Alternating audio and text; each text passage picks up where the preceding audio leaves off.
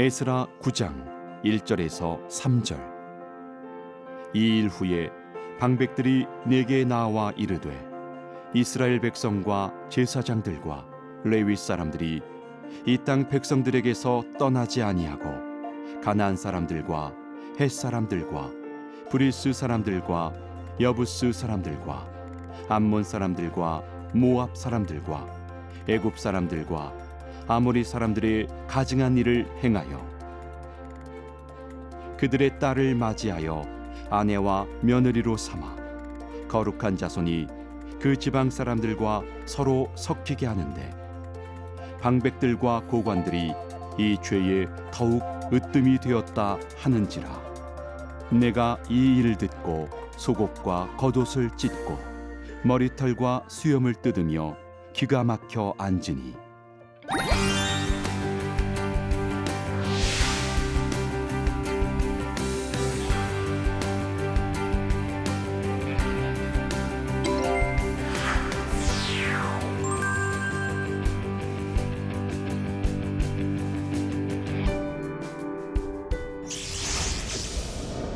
안녕하세요.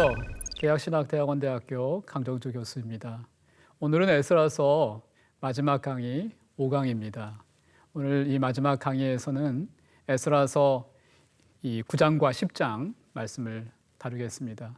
에스라서 9장 또 10장의 말씀은 두 번째로 돌아온 에스라의 이 공동체가 하나님의 율법 공동체를 만들기 위해서 어떠한 노력들을 하게 되는지를 공부하도록 하겠습니다. 이 거룩한 자손 재건을 위한 개혁이다, 이런 말씀을 드렸습니다. 한번 보겠습니다. 오늘 이 에스라서 9장과 10장의 포인트는 포로에서 돌아온 자들의 죄에 대한 심각성을 이해하는 그러한 부분입니다. 어떤 죄들을 돌아온 공동체가 갖게 됐는지, 또 그 죄에 대한 심각성을 느껴야 합니다.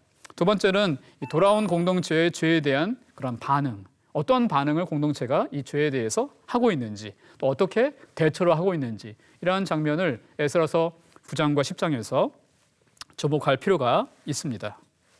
오늘 이 첫 번째로 들어가기 전에 우리가 또 살펴볼 것은 뭐냐면 9장이 이 일 후에라고 하는 구절로 또 시작하고 있다는 겁니다. 우리가 이러한 구절, 비슷한 구절을 7장에서도 봤습니다. 이 일 후에 하면서 60년을 건너뛰었었죠. 그런데 9장에서도 이 일 후에 하면서 또 이 전환점을 가지고 있습니다. 돌아와서 어떤 시점이 지난 것이죠. 그런데 그 시점을 추적할 수가 있습니다. 에스라가 5월 달에 돌아왔는데 그가 이제 이 9장과 10장에서 처한 달은 언제냐 하면 10장 9절에 보면 유다와 베냐민 모든 사람들이 3일 내에 예루살렘에 모이니 때는 9째 달 20일이라 무리가 하나님의 성전 앞 광장에 앉아서 이 일과 큰 비 때문에 떨고 있더니, 그런 말씀을 보면 에스라서 9장과 10장에 있는 시기는 돌아와서 4개월 정도가 지난 그런 시점입니다. 그런 4개월을 이 일 후에라는 말로 건너뛰고 있습니다. 그러면 4개월 후에 어떤 일이 일어났는가 하는 것들을 9장에서 소개해 주고 있습니다. 첫 번째, 거룩한 자손의 죄에 대한 에스라의 반응이다 하는 부분입니다. 어떤 일이 일어났기에 에스라가 이와 같은 어떤 반응을 하고 있을까요? 에스라가 4개월이 지난 후에 이 관료들로부터 보고를 받습니다. 그 보고라는 것은 뭐냐면 이 돌아온 포로 후기 공동체가 지도자들로부터 제사장 또 레위인들 할 것 없이 이 기존에 이 땅에 남아 있었던 여인들과 결혼을 했다고 하는 그러한 자폰에 대한 그러한 안타까운 그러한 소식을 보고받게 됩니다. 바로 이 에스라가 이러한 소식을 보고받고 난 후에 일어난 일들을 에스라서 9장과 10장은 보여주고 있습니다. 그런데 그 보고할 때 어떠한 보고가 있냐면 이 에스라서 9장 2절에 그들의 딸을 맞이하여 아내와 며느리로 삼아 거룩한 자손이 그 지방 사람들과 서로 섞이게 하는데 방백들과 고관들이 이 죄에 더욱 으뜸이 되었다 하는지라 하는 그러한 말씀입니다. 거룩한 자손을 이 히브리어로 제라 하코데시라고 하는데 이 거룩의 씨, 거룩의 후손, 거룩의 자손, 뭐 이러한 좀 특징적인 그러한 단어입니다. 하나님의 백성들은 어떠한 사람들입니까? 구별된 사람들이라는 뜻이죠. 하나님께 구별된 자손들입니다. 그런데 이 거룩한 씨라고 하는 것은 더 특정한 의미를 또 가지고 있습니다. 창세기 3장 15절 이후로 그 여인의 씨, 그 씨를 통해서 하나님께서 타락한 인류, 또 범죄한 인류, 하나님을 떠나간 자들을 돌아오게 하시겠다고 하는 구속적인 약속이 들어가 있는 게 창세기 3장 15절에 그 여인의 씨잖아요. 그 씨의 역사 가운데서 아브라함이 오게 되고 또 이삭과 야곱이 있게 되고 그 후손들이 바로 이 거룩의 씨로서 구별되고 또 하나님 앞에 살았어야 되는데 그렇게 살지 못해서 이 멸망하고 심판받아서 페르시아에 있다가 지금 페르시아에서 하나님께서 귀환하게 하시고 돌아온 백성들이라는 뜻이죠. 그러나 여전히 그들은 거룩한 씨, 거룩한 자손들로서 하나님의 구원의 역사에 참여해야 하는 거룩한 씨, 구별된 사람들인데 그들이 구별되지 못하게 다른 이미 기존에 있는 이방 여인들과 결혼을 했다. 그런 보고를 받은 것입니다. 사실 하나님의 관점에서 보면 이 하나님의 구원을 이루어가야 하는 구별된 씨의 삶을 백성들이 하나님과의 관계에서 살아야 되는데 그렇게 살지 못할 때 하나님이 진노하시고 하나님이 심판을 하시지 않습니까? 창세기 6장에도 보면 하나님의 아들들과 사람의 딸들이 서로 섞임으로써 참 하나님의 구원의 역사를 방해할 때 하나님께서 극단적인 홍수의 심판, 노아 시대의 홍수의 심판을 통해서 노아의 가족을 다시 구별하시고 거룩한 씨로서 그들을 보존해 오셨습니다. 그 거룩한 씨를 통해서 하나님께서 구원의 역사를 계속 하나님 나라의 회복의 역사를 계속 이루어 오신 것이죠.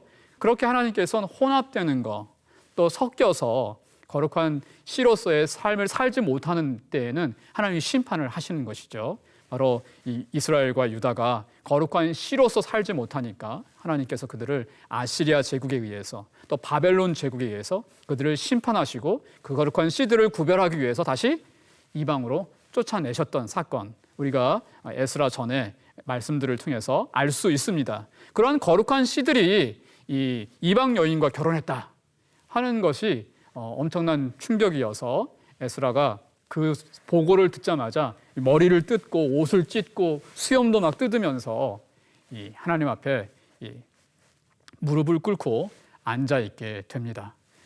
그렇게 이 에스라가 그러한 이 회개의 모습들, 또 통곡의 모습들, 애통함의 모습들을 가지게 된 데에는 철저한 어떤 그 역사 인식이 그에게 있는 것이고 하나님의 백성에 대한 어떤 정체성에 대한 그런 인식이 그에게 너무 뚜렷했기 때문입니다. 어떠한 인식입니까? 하나님의 백성은 거룩한 씨로서 하나님의 구원의 역사를 이루어가야 하는 그러한 이방의 빛이 되어야 하는 그러한 백성들이기 때문에 첫 번째 출애굽을 할 때에도 하나님께서는 모세를 통해서 가나안 땅에 들어가면 그 가나안 이방 여인들과 서로 섞이지 마라, 결혼하지 마라, 그 가나안 사람들의 이 남자들과 결혼하지 마라, 사돈 관계를 맺지 마라, 결혼 관계를 맺지 마라. 왜냐하면 그 이방 민족 사람들과 결혼하지 않는 것 자체가 중요한 게 아니라 그들과 결혼을 통해서 하나님을 저버리고 그들의 신들을 섬기는 우상 숭배의 죄에 넘어가기 때문에 거룩하지 못한 삶을 살 수 있기 때문에 그런 유혹을 차단하기 위해서 결혼 관계를 하지 마라. 그런 명령을 이미 모세 오경에서 모세를 통해서 주셨었습니다. 바로 여기에 있는 특별히 대표적인 구절이 신명기 7장 1절과 3절 말씀입니다. 여러 민족, 헷족속, 기르가스, 아모리, 가나안, 브리스, 히위, 여부스 이러한 7부족에 해당하는 너보다 힘이 센 7족속을 쫓아내실 때 그들과 혼인하지도 말지니 내 딸을 그들의 아들에게 주지 말 것이요 그들의 딸도 내 며느리로 삼지 말 것은 그들이 하나님에 대하여 제사장 나라가 되고 거룩한 구별된 그러한 씨이고 구별된 백성이기 때문에 이렇게 결혼 관계를 가지면 안 된다 이렇게 경고를 주셨던 그러한 말씀인데 이러한 족속들과 돌아온 공동체가 다시 섞였다는 것이 에스라에게 엄청난 충격을 주었던 것입니다.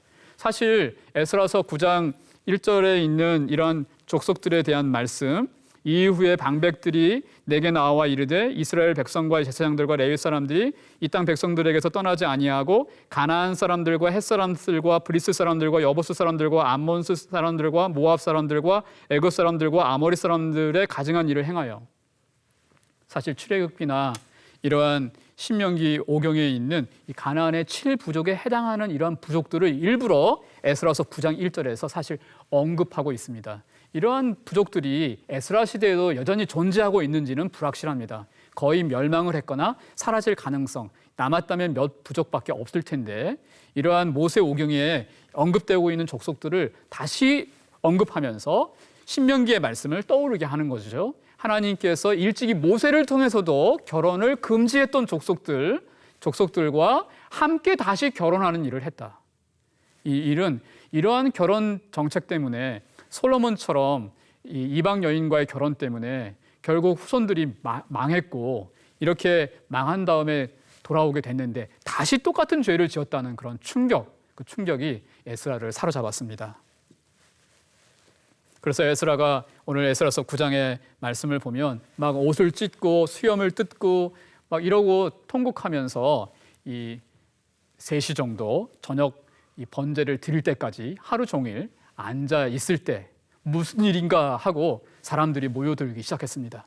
그 모여드는 사람들을 어떻게 소개하고 있냐면 에스라서 이 9장 3절은 내가 이 일을 듣고 속옷과 겉옷을 찢고 머리털과 수염을 뜯으며 기가 막혀 앉으니 4절에 이에 이스라엘의 하나님의 말씀으로 말미암아 떠는 자들이 사로잡혔던 이 사람들의 죄 때문에 다 내게로 모여오더라.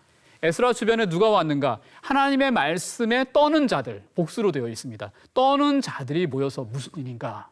이렇게 놀라서 이렇게 살펴보게 되었습니다.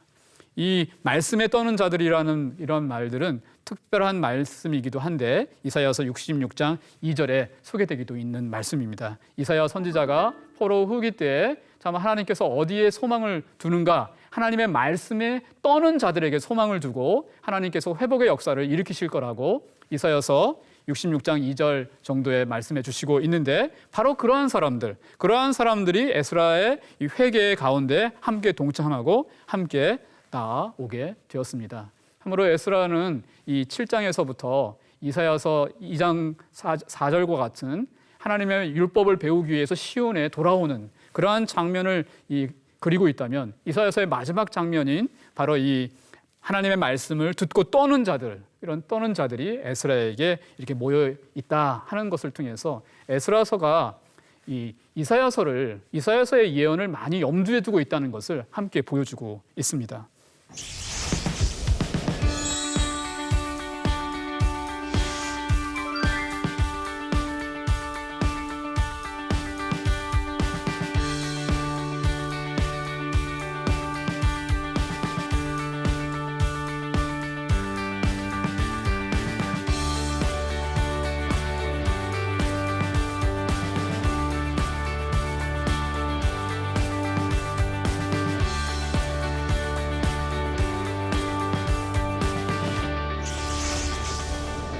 에스라가 회개의 기도를 드리고 있을 때 에스라가 어떠한 기도를 하나님께 드리고 있는지를 우리가 함께 또 살펴보도록 하겠습니다.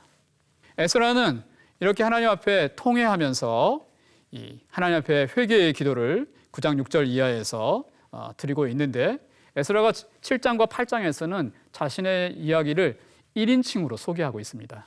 내가 어떻게 올라가고 내가 금식 기도를 하고 뭐 이런 것인데 이 9장에서 에스라의 회개 기도 가운데는 1인칭 복수를 쓰고 있습니다. 분명히 에스라가 지은 죄는 아니지만 이 돌아온 공동체가 지은 죄에 자신을 포함시키면서 자기를 동일시하면서 참 우리가 어떤 죄를 졌는가 하나님 앞에 이러한 자신을 범죄한 백성들과 동일시하면서 자신이 거기에 포함되어서 하나님 앞에 회개하고 있는 장면을 이 회개의 기도 속에서 우리가 특징적으로 살펴볼 수 있습니다. 그는 과거의 조상 때부터 지금까지 이스라엘이 어떠한 죄를 하나님 앞에 졌는지 이런 것들에 대해서 말씀하고 있습니다. 참 하나님께서 모세로부터 섞이지 마라, 그들과 결혼하지 말라 한 백성들과 참 솔로몬 왕부터 비롯해가지고 사람들이 섞이고 결혼하고 또 그래서 우상 숭배하고 했던 과거의 죄악들을 고백하고 있고 또 그런 것들 때문에 하나님께서 이 노아의 홍수 심판처럼 이 백성들을 구별하시기 위해서 심판하신, 징계하신 그러한 장면들을 또한 그가 하나님 앞에 고백하고 있습니다. 왕과 제사장들을 비롯한 이스라엘에 대한 심판을 받아서 바벨론으로 끌려갔고 그 심판이 돌아오기는 했지만 지금도 계속되고 있다. 심판이 진행형이다. 그러한 것을 에스라가 그의 회개 가운데서 보여주고 있는데 그 진행 중에도 하나님께서 잠시 우리에게 은혜를 베푸셨다. 완전히 회복된 게 아니고 잠깐 회복을 시키신 것이다. 그러한 잠시, 잠깐이라는 그러한 단어를 이사야가 회개 기도 가운데 의도적으로 많이 사용하고 있습니다. 9장 8절 같은 데도 보면 이제 우리 하나님 여호와께서 우리에게 잠시 동안 은혜를 베푸사 이렇게 말씀하시고 마지막 부분에도 우리가 종노릇 하는 중에서 조금 소생하게 하셨나이다. 우리의 회복이 어떤 회복인가? 잠시 회복된 거다. 하나님의 심판이 진행 중인데 하나님께서 그 가운데 잠시 회복시키신 것이다. 잠깐 회복시킨 것이다. 그런 긴장적인 단어를 의도적으로 사용하고 있습니다. 이런 단어는 사실 에스겔서 11장 16절에서도 하나님께서 에스겔을 통해서 자신의 백성들을 심판하실 것이지만 이 하나님이 그 심판해서 바벨론 지역까지도 내가 가서 그들과 잠깐 함께 하겠다 하는 그런 잠깐, 영원히 그들과 함께 하지 않고 그들을 돌아오게 하시겠다고 하는 그런 긴장적인 단어. 그 이방 땅에 하나님이 잠깐 함께 하겠다고 하는 그 잠깐이라는 단어를 떠올리게 하는 이 에스라의 이 잠시, 잠깐의 언어입니다.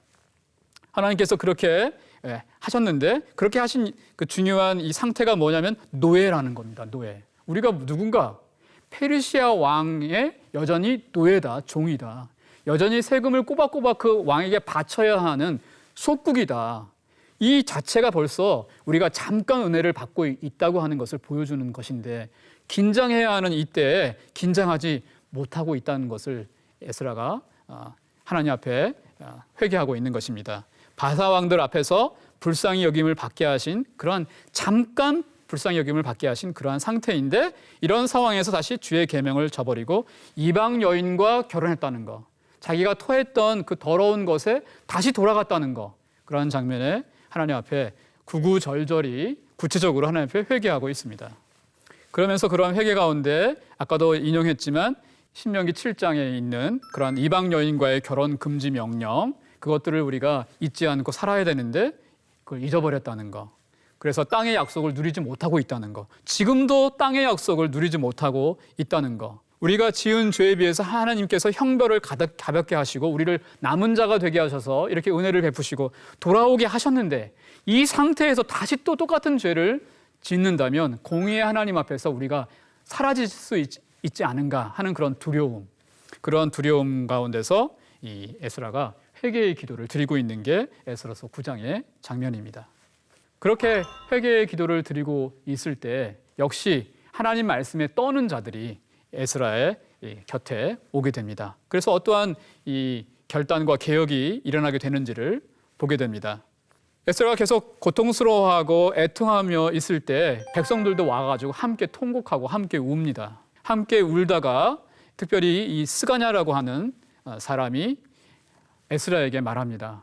우리가 하나님의 말씀에 떠는 자들의 의견대로 우리가 하나님 앞에 돌아가면 아직도 우리에게 소망이 있습니다. 그러니까 우리가 개혁을 하고 하나님 말씀에 돌아갑시다.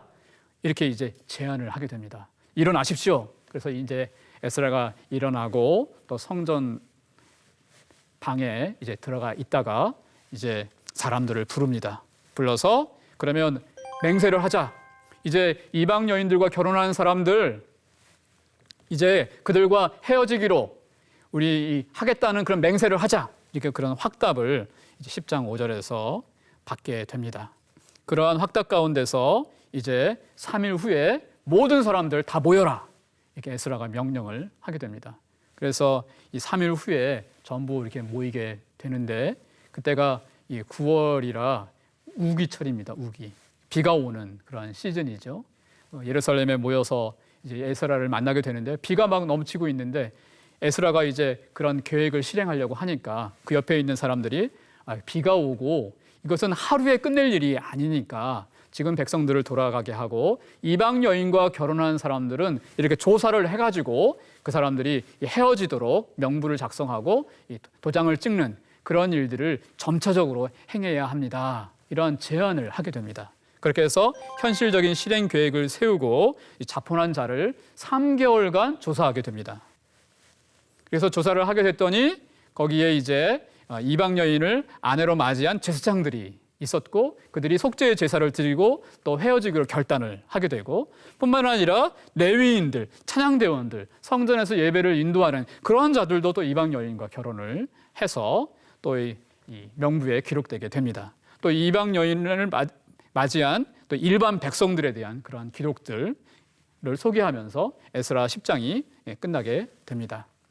제가 이 에스라서 1강에서부터 이 5강까지 하나님의 집을 재건하다 하는 그러한 제목으로 에스라서 강의를 해왔습니다. 하나님께서는 거룩한 자손의 삶을 살아야 하는 이스라엘 백성들이 그렇게 살지 못할 때 공의의 하나님이셨습니다. 그래서 그들을 심판하시고 멸망케 하시고 징계하셔서 이방 땅에 가게 하셨습니다. 그러나 하나님께서는 선지자들을 통해 예언하신 것처럼 그들을 돌아오게 하시고 그들을 회복하게 하셨습니다. 그러나 그 회복은 또 다른 출애굽과 같았고 제2의 출애굽이었지만 또 다른 출애굽의 반복이 아니라 새로운 출애굽, 전혀 다른 출애굽, 전혀 다른 하나님의 집을 재건하고자 하는 그러한 출애굽이었습니다. 그것은 바로 예수 그리스도 안에서 하나님의 집을 재건하고 예수 그리스도 안에서 말씀으로 세워져가는 교회와 하나님 나라를 세우고자 하는 그런 회복의 전조였고 모형이었고 시작이었습니다. 그런 일들을 위해서 1차 포로 귀환을 하나님께서 통해서 성전을 재건하게 하시고 또 2차 귀환은 진짜 그 성전의 중요한 부분, 그 언약궤에 하나님의 말씀의 두 돌판밖에 없었다고 하는 그 말씀대로 율법 공동체, 말씀으로 세워지는 하나님의 집을 세우고자 하는 하나님의 계획 속에서 두 번째 귀환이 일어났고 에스라가 바로 그러한 이 율법의 공동체를 세우기 위한 그러한 일들에 힘썼고 그러한 율법 공동체를 세웠다는 것을 에스라서 말씀을 통해서 우리에게 보여주고 있습니다. 이러한 오늘의 말씀을 또 적용해 가면서 잠깐 살펴보도록 하겠습니다. 거룩한 교회와 그리스도인으로서 모든 삶의 영역에서 거룩함을 지켜야 한다. 그러한 말씀입니다.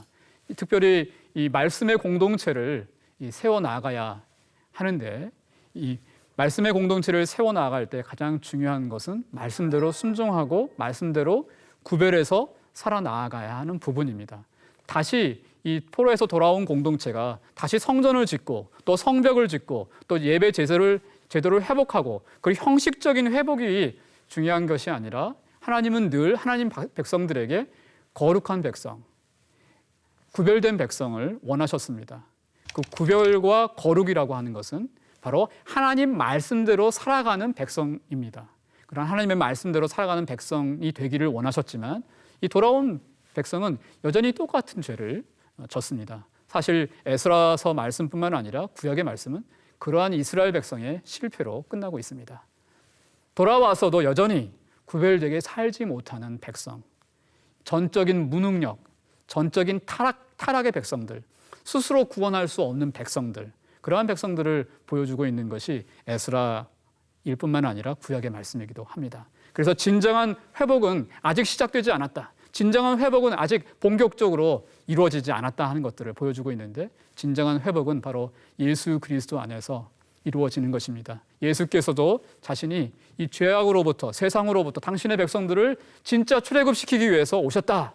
그렇게 누가복음에서 말씀을 하셨는데 진짜 출애굽은 예수 그리스도 안에서 일어나는 것입니다. 예수를 통해서 구별되고 예수를 통해서 죄의 용서를 받고 예수의 영을 통해서 말씀에 순종하는 거룩한 구별된 백성, 그 백성으로 세워지는 게 바로 오늘날의 교회이고 하나님의 나라입니다. 그래서 그 교회라는 것은 그 핵심이 말씀을 순종하는 공동체, 이제는 구약의 백성이 아닌 예수의 영으로 말씀을 순종할 수밖에 없는 공동체, 거룩한 공동체, 그 거룩한 공동체가 바로 교회입니다. 그래서 사도 바울께서는 데살로니가전서 4장 이하에서 그런 거룩한 공동체로서 살아야 한다고 말씀하고 있습니다. 예를 들어 제가 한 구절을 읽는다면 4장 3절 이하에 하나님의 뜻은 이것이니 너희의 거룩함이라 곧 음란을 버리고 각각 거룩함과 존귀함으로 자기 안에 대할 줄을 알고 하나님을 모르는 이방인과 같이 세욕을 따르지 말고 이 일의 분수를 넘어 형제를 해하지 말라. 이런 말씀. 또 4장 7절에도 하나님이 우리를 부르시면 부정하게 하심이 아니요 거룩하게 하심이니 그러므로 저버리는 자는 저를 저버림이 사람을 저버림이 아니요 너희에게 그의 성령을 주신 하나님을 저버림이니라. 그렇게 말씀합니다. 성령께서 우리로 하여금 거룩한 백성으로 그리스도인으로 살 수 있는 능력을 주시고 그렇게 살게 하시고 그런 교회가 되게 하십니다.